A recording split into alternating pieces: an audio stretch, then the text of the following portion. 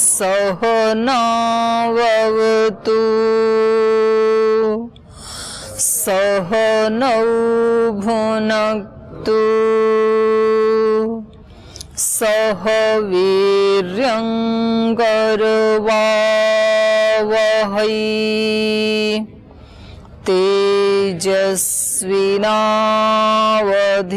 तेजस्विनावधीतमस्तु मा विद्विषावहै ओम शांति शांति शांति।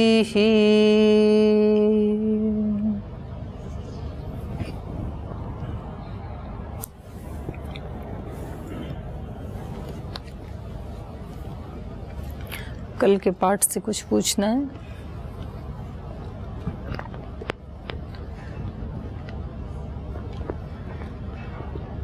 ओम दीदी, ये जो कल बताए थे कि जो ओमकार हैं उनका केवल पाठ ही नहीं बल्कि उसका मर्म भी समझना चाहिए, तो यहाँ मर्म थोड़ा समझा देते इसको, मर्म से क्या लेना? अर्थ सार। और दूसरा, जो देव मृत्यु से डर करके और छंद से आच्छादित हो गए, तो मृत्यु से यहाँ असुर ले रहे हैं या कुछ? देवत्व से अतिरिक्त जो भी है वो सब मृत्यु है। देवत्व मतलब दिव्यता, डिवाइनिटी, डिग्निटी। तो जो आत्मा का स्वाभाविक जो गुण है वो दिव्यता है। उस दिव्यता से जब हम नीचे गिरते हैं तो वो सब मृत्यु में आ जाता है, आसुरी कोटि में आ जाता है। तो असुरों को प्राप्त हो गए, असुरत्व को प्राप्त हो गए या मृत्यु को प्राप्त हो गए। जब हम सत्य आचरण करते हैं तो वो दिव्यता है, वो आत्मा का स्वभाव है। और जब हम असत्य आचरण करते हैं तो हम मृत्यु के पंजे में होते हैं। जब हम स्वस्थ होते हैं तो ये दिव्यता है, जब हम रोगी होते हैं तो मृत्यु के पंजे में हैं। जब हम प्रसन्न रहते हैं, आनंद में रहते हैं तो ये दिव्यता है। और जब हम दुखी होते हैं या नाराज होते हैं या उदास होते हैं या निराश होते हैं, ये सारा मृत्यु है। तो ऐसे आप इसको कितना भी लंबा कर सकते हैं। तो जो जो दिव्यता है वो देवत्व है, और जो उससे विपरीत है वो सब मृत्यु कहा उसको। इसलिए कहा मृत्योर्मा अमृतम गमय, मृत्यु से मुझे अमृतत्व की ओर ले चलो। तो मृत्यु, सारा नेगेटिव वर्ग जो है वो ही मृत्यु है, और सारा जो पॉजिटिव वर्ग है वो ही अमृतत्व है। वो हमें मरने नहीं देता है। हमें नहीं मरने देता माने आत्मा को नहीं मरने देता है। आत्मा तो मरता ही नहीं है कभी। तो फिर भी ऐसी प्रार्थना, क्योंकि आत्मा का अपने गुणों से नीचे उतर आना ही उसका मरना है। बोलते हैं ना, उसकी तो आत्मा मर गई। तो अपने स्वरूप से विमुख होना, अपने आचरण से नीचे उतर आना, ये ही मृत्यु है। तो मर गया बिल्कुल, ऐसे बोलते हैं ना जी। ओम दीदी, ओम को उद्गीत कह रहे हैं, यानी कि उच्च स्वर से उसका जप करना। तो हम अजपा जब भी करते हैं, मानसिक जब भी करते हैं, तो क्या केवल जब हम उच्च स्वर से ही जप करते हैं उसी को उद्गीत कहेंगे, या फिर जो वो जप भी करते हैं, मानसिक जप करते हैं, वो भी इसी उपासना में आएगा? वो भी उद्गीत है। ये अनवर्थ संज्ञा भी है और रूढ़ संज्ञा भी है। स्थूल रूप से जैसे मन को वश में करना होता है तो फिर ऊंचे स्वर से उसका उच्चारण करते हैं। जैसे आपको अष्टाध्यायी या दर्शन के सूत्र याद करने के लिए जब कहा जाता है तो ऐसे कहा जाता है कि बोल बोल के याद करो। तो बोल बोल के याद करने से एक तो उच्चारण ठीक होता है, एक शब्द का भी अपना शब्द शक्ति जिसको बोलते हैं, तो शब्द की भी अपनी एक शक्ति होती है। जो शब्द हम बोलते हैं उस शब्द की शक्ति हमारे सामने अभिव्यक्त होती है। और तीसरा है मन को एकाग्र करने के लिए ऊंचे स्वर से जब कुछ बोला जाता है तो मन जल्दी एकाग्र होता है। सूक्ष्म रूप से जब हम करते हैं तो मन चुपके से इधर उधर चला जाता है। तो इसलिए कुछ लोग ओम का उच्चारण करते हैं, कुछ लोग भजन गाते हैं, भजन सत्संग करते हैं, तो थोड़ी देर के बाद फिर मन जो है वो कंसर्ट हो जाता है, एकाग्र हो जाता है मन। और ऐसे ही कुछ लोग गायत्री का जाप करते हैं, कुछ किसी एक मंत्र का ओम नमः शिवाय का जाप करते हैं, ओम नमो भगवते वासुदेवाय का अलग अलग करते हैं। तो वो एक साधन है चित्त को एकाग्र करने का। तो जोर से बोलते हैं तो नींद भी नहीं आएगी, आलस्य भी नहीं आएगा, मन चुपके से इधर उधर भी नहीं जाएगा, क्योंकि उधर जाते ही तो राग टूट जाएगा। तो इसलिए इसको ऊंचे स्वर से गाने का विधान है। और दूसरा, ये जो शब्द ध्वनि विज्ञान है उसकी दृष्टि से पहले जो भी हमारे मंदिर या जो भी पूजा के स्थान गुरुद्वारे आदि हैं उनकी बनावट ऊपर गुंबद टाइप होती थी। अभी भी एक नुकीला तो बनाते हैं मंदिर के उसमें। तो ये नियम है कि जो हम बोलते हैं वो ध्वनि वहाँ टकरा के फिर प्रतिध्वनि हमारे ऊपर ही बरसती है, रिसाउंड आती है उससे। तो वो उसका एक साइंटिफिक रीजन भी है। तो हम बोलेंगे नहीं तो ध्वनि जाएगी भी नहीं, आएगी भी नहीं। और जब हम बोलेंगे तो वो ही ध्वनि फिर उस सारे वायुमंडल में, वो सारा वायुमंडल उस ध्वनि से भर जाएगा। तो बाकी के और जो हैं एनर्जी वो सारी बाहर हो जाती हैं, फिर पॉजिटिव एनर्जी वहाँ भर जाती है। तो इसलिए दोनों का हमारे यहाँ अपना अपना महत्व है। व्यक्तिगत साधना करने का अपना महत्व है, इसलिए व्यक्ति जंगल में, पहाड़ में, गुफा में जाता है। तो उसका महत्व ये है कि दूसरे की नेगेटिव एनर्जी से बचना। दूसरे व्यक्ति यदि उस लेवल के नहीं हैं तो फिर उनसे दूर जाना ही अच्छा है। तो उसका भी विधान है। और हमारे यहाँ सामूहिक प्रार्थना का भी विधान है।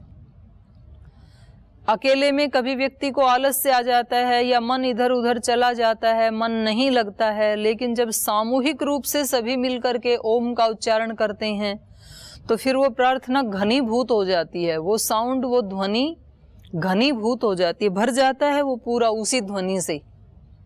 तो कभी आपने देखा होगा जब यहाँ शिविर चलता है और सब लोग ओम का उच्चारण करते हैं तो 5-7 मिनट के बाद हॉल पूरी पॉजिटिव एनर्जी से भर जाता है।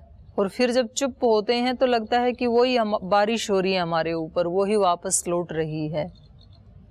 तो ये भी उसका एक कारण है जी।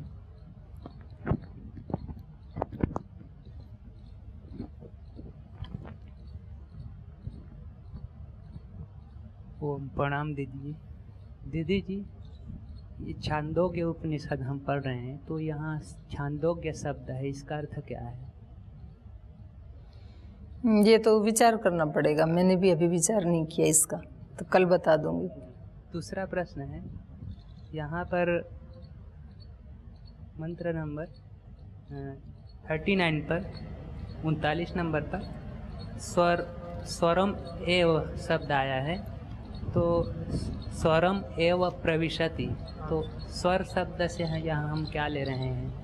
स्वर से तो स्वर ही लिया जाएगा, बोलने लगते हैं। अभी तो वो छंद में प्रवेश किया उन्होंने, पहले तो छंद में प्रवेश किया, मतलब उन्होंने अपने मन में सोच लिया कि हम ईश्वर के उसमें हैं, सानिध्य में हैं।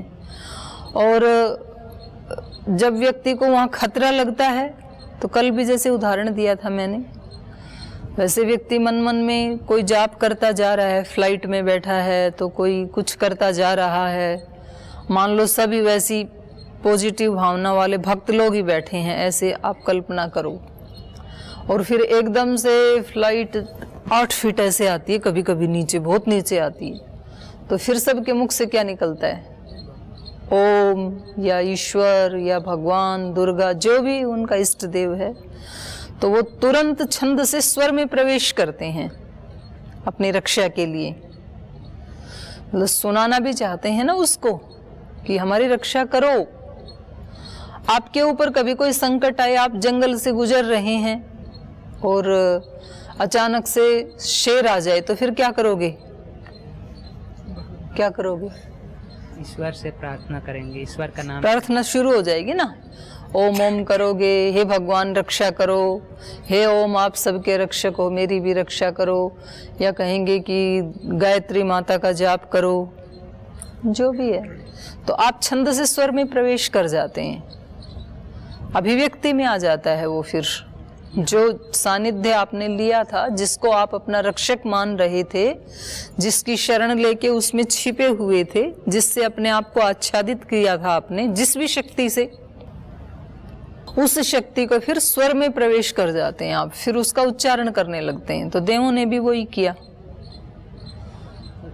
छंद से क्या अर्थ ले रहे हैं यहाँ पर? छंद ढकने वाला, जो एक हमें हमारी रक्षा कर रहा है, एक शक्ति हमारी रक्षा कर रही है, आच्छादन किए हुए है जो हमें, वही छंद है। आच्छादयते इति छंद, जिससे ढका हुआ है हमने अपने आप को, वो छंद है।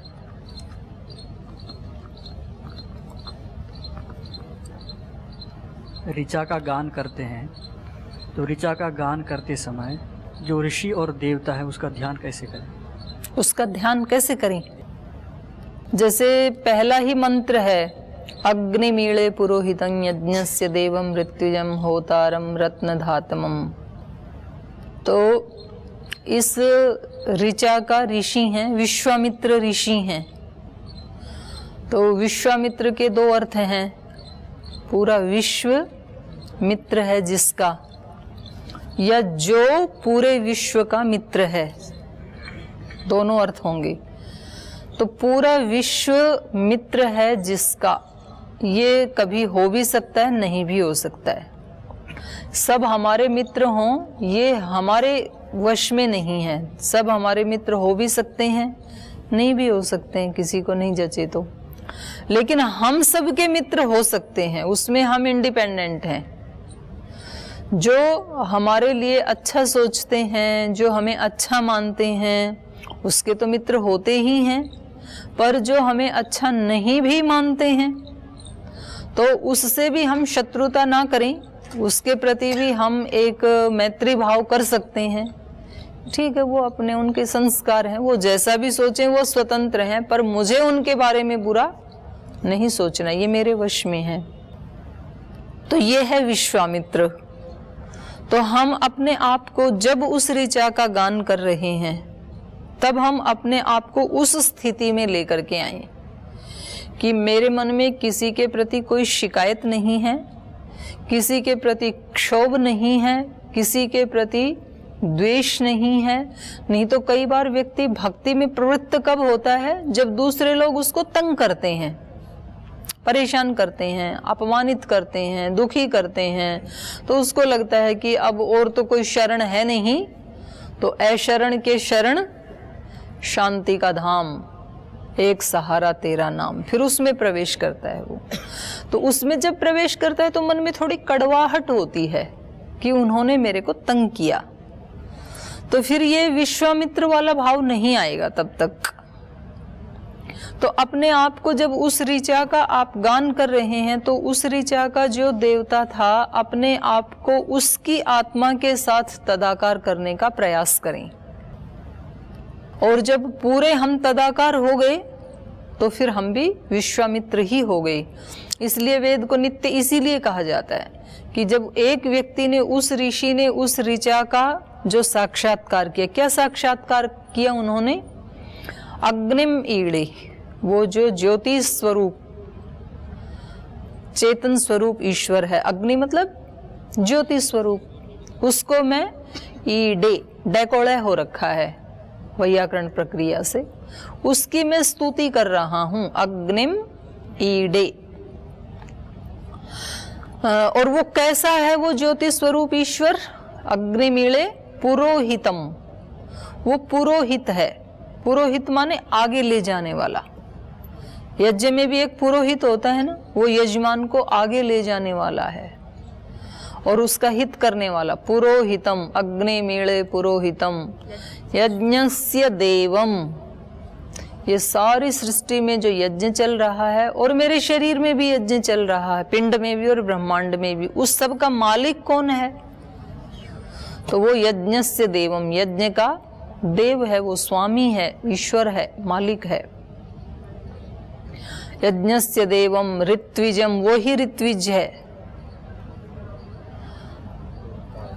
होतारम, वो ही होता है। रत्न धात्मम, सब रत्नों को वो ही धारण कर रहा है। यज्ञ करने वाला भी वही है, करवाने वाला भी वही है। माने हम सब यज्ञ कर रहे हैं जैसे आत्माएं, तो हम सब भी क्या कर रहे हैं, उसने हमें निमित्त बना रखा है और उसके यंत्र बन करके एक तरह हमारे माध्यम से वो ही कर रहा है। अद्वैतवाद की जो भावना होती है, ईश्वर ही कर रहा है हमारे माध्यम से, तो इसमें निर्लिप्तता आती है। तो ये एक ऋषि के साथ तादात्म्य करना, ये हुआ उस ऋषि का ध्यान करना। फिर अगला आपने पूछा कि देवता का ध्यान क्या है। देवता का मतलब विषय, तो इस मंत्र का विषय क्या है, सर्वगुण संपन्न ईश्वर की स्तुति करना। तो उससे बाहर मुझे किसी के पास कुछ भी मांगने जाने की आवश्यकता नहीं है, क्योंकि जितने भी गुण संभव हैं इस सृष्टि के ऊपर, या जिनके बारे में हम नहीं भी जानते हैं इससे भी ज्यादा, उन सब का एकमात्र आश्रय वो है। तो उसका ध्यान करना, उस विषय का ध्यान करना, यही देवता का ध्यान करना है। तो ऐसे प्रत्येक मंत्र का एक ऋषि होता है, एक उसका देवता होता है, एक उसका छंद होता है, उसका एक आध्यात्मिक अर्थ होता है, एक आधि भौतिक अर्थ होता है, एक आधि दैविक अर्थ होता है। तीनों ही प्रकार के अर्थ का भी फिर हमें चिंतन मनन करना चाहिए। वेद के जो मंत्र हैं उनमें ज्यादातर मंत्रों के 3 अर्थ हैं, आधि दैविक, आधि भौतिक, आध्यात्मिक। 3 नहीं है तो 2 तो सभी के ही हैं। तो इस प्रकार से हम उसका ध्यान करें, जाप करें, तो फिर उसका ज़्यादा लाभ होता है। जी ओम दीदी, यथा ब्रह्मांडे तथा पिंडे, तो जो हम उद्गीत का जो उच्चारण करते हैं ऊंचे स्वर से, ये तो ब्रह्मांड के लिए हो गया। पर जब हम मानसिक करते हैं, जब हम चलते चलते करते हैं, तो ये पिंड के लिए नहीं हो सकता है। पिंड में हमारा नहीं, दोनों भी पिंड के लिए हो सकते हैं। वाणी वाला भी पिंड के लिए है, मानसिक भी पिंड के लिए है, और वाणी वाला भी सबके लिए हो सकता है, पूरे ब्रह्मांड के लिए, और मानसिक भी सबके लिए हो सकता है। तो मानस जब हम करते हैं तो हम अपने लिए पहले तो साधक मांगता है कि भगवान मुझे ऐसी शक्ति दें कि जो कुछ भी सामने आए उसको मैं शांति पूर्वक फेस कर सकूं। नहीं तो व्यक्ति फेस नहीं कर पाता है ना चीज़ों को, और सारी चीज़ें मेरे अनुकूल मेरे सामने आएंगी ये तो ज़रूरी नहीं है। तो जो प्रतिकूल भी आएंगी उनको कैसे फेस करूं? तो दूसरे को बदलने की बजाय आप मेरे को ही बदल देना, ताकि मेरे ऊपर उनका प्रभाव ही ना हो। तो ये अपने लिए मांग रहा है। और फिर जब कहता है सर्वे भवन्तु सुखिनः, तो फिर ये सारे ब्रह्मांड के लिए मांग रहा है। तो ऐसा नहीं है कि जब हम मन मन में जाप करते हैं तो अपने लिए करते हैं ऊंचे स्वर से, ऐसा नहीं है। दोनों भी दोनों के लिए हो सकते हैं।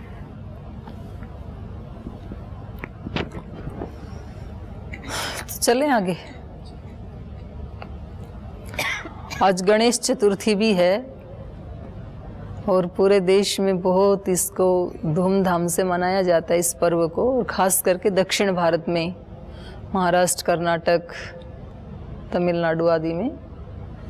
तो आप सबको भी उसकी गणेश चतुर्थी की बहुत बहुत शुभकामनाएं, और सभी दर्शकों को भी बहुत शुभकामनाएं। जैसे मैंने एक दिन पहले भी बताया था कि हमारा जो देश है वो पर्व प्रधान है, उसमें कोई ना कोई पर्व आता ही रहता है हमें पूरा करने के लिए। तो ये सिंबल बना रखे हैं हमारे ऋषियों ने, और कोई भी पर्व ना आए तो हमारे यहाँ तो जो देसी तारीख हैं, तिथि, उन तिथियों को भी पर्व जैसे ही मना रखा है। अमावस्या पितरों की है, पितरों की पूजा होती है। फिर प्रतिपदा, उसमें सूर्य की पूजा होती है। फिर द्वितीया, द्वितीया का चांद ऐसे भी बोला जाता है, तो द्वितीया को भी पूजनीय माना जाता है। फिर तृतीया, अक्षय तृतीया, उसकी पूजा होती है। फिर चतुर्थी, गणेश चतुर्थी बहुत धूमधाम से मनाई जाती है। फिर पंचमी, नाग पंचमी और सरस्वती पंचमी है जी। वसंत पंचमी, नाग पंचमी, वसंत पंचमी सरस्वती पंचमी होती है। फिर छठ पूजा बिहार में बहुत जोर से मनाते हैं। सप्तमी, अष्टमी दुर्गा की पूजा, देवी की पूजा होती है। दुर्गा अष्टमी, दुर्गा सप्तमी। नवमी रामनवमी, दसवीं का दशहरा। एकादशी 2 बार मनाई जाती है। हमारी जो 11 इंद्रियां हैं, 5 ज्ञानेंद्रियां, 5 कर्मेंद्रियां, उन सब का उपवास जिस दिन उनको उनके विषय में नहीं जाने देना, वो एकादशी। तो निराहार रहते हैं एकादशी को, कोई जल पीते हैं।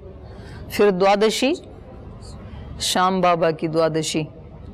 त्रयोदशी शिव जी का सोम प्रदोष। चतुर्दशी एक और कोई देवता हैं उधर राजस्थान में, और बालाजी और बाबा रामदेव, दूसरे बाबा रामदेव। और फिर अमावस्या सत्यनारायण। तो सारी की सारी तिथियों को भी हमने किसी एक विशेष उसके साथ जोड़ दिया कि हम रोजाना किसी न किसी एक नए भाव में रहें, नूतनता में रहें। तो ऐसे हमने सब तिथियों को भी जोड़ दिया। फिर कभी किसी तिथि को किसी का जन्मदिन होता है, कभी किसी की जयंती होती है, कभी शहीदी दिवस होता है, निर्वाण दिवस होता है, होली, दिवाली, श्रावणी सब आते रहते हैं हमारे यहाँ।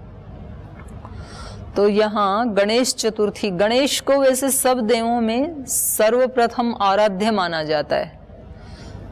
सब देवों की पूजा होगी तो सबसे पहले किसकी पूजा होगी? क्यों? उनकी ही क्यों? ऐसी भी क्या विशेषता है गणेश जी में कि सबसे पहले उन्हीं को पूजा जाएगा? तो उसके लिए अलग अलग कहानियां भी बना रखी हैं। एक बार ऐसे हुआ, उस ब्रह्मांड का चक्कर लगाना था, उन्होंने माता पिता का ही लगा, ऐसे बहुत सारी कहानियां हैं। तो इतने मात्र से मान लो एक जगह किसी ने चतुराई दिखा दी हो, तो इतने मात्र से तो कोई सर्वप्रथम पूज्य नहीं हो जाता, किसी और में और चतुराई होगी। तो इसका मुख्य प्रयोजन ये है कि गणेश किसको कहते हैं? गणानाम ईश या गणस्य ईश। गण अपने आप में ही एक समूह का नाम है ना, तो पूरे समूह का जो ईश होता है वो गणेश होता है। और प्रत्येक आत्मा एक गण का ईश है। प्रत्येक आत्मा के पास एक गण है। गण मतलब समूह। तो प्रत्येक आत्मा के साथ 10 इंद्रियां जुड़ी हुई हैं, 5 ज्ञानेंद्रियां, 5 कर्मेंद्रियां, एक मन, एक बुद्धि, तो कम से कम 12 चीज तो हैं ही, शरीर 13, तो कम से कम इतना गण तो सबके पास है। फिर कोई अपने परिवार में रहता है तो अपने परिवार का ईश होता है, 2-4 लोगों का ईश होता है। कोई समाज रूपी गण का ईश होता है, कोई राष्ट्र रूपी गण का ईश होता है, कोई बहुत सारी दिव्यताओं का ईश होता है। लेकिन हमेशा पूजनीय कौन होगा? जो गण का ईश हो। गण का गुलाम कभी भी पूजनीय नहीं हो सकता है। स्लेव की पूजा नहीं होती है कभी भी, गुलाम की, दास की पूजा नहीं होती है, ईश की पूजा होती है। तो इंद्रियों का जो गुलाम है, उनके जो वश में रहता है, तो उसको कोई भी पूज्य नहीं मानेंगे। जो अपनी इंद्रियों को वश में करके रखता है वो ही आत्मा पूज्य होता है। जो आत्मा बुराइयों का गुलाम हो जाता है, किसी बुरे गण का दास हो जाता है, तो उसको नहीं पूजा जाता है। तो गणेश प्रतीक हैं ईश, एक समूह के ईश की। और फिर वो ईश कैसे बने? समूह का ईश बनने के लिए भी तो कुछ क्वालिटी चाहिए ना, कुछ योग्यताएं चाहिए। ऐसे ही कोई भी ईश नहीं बन जाता है।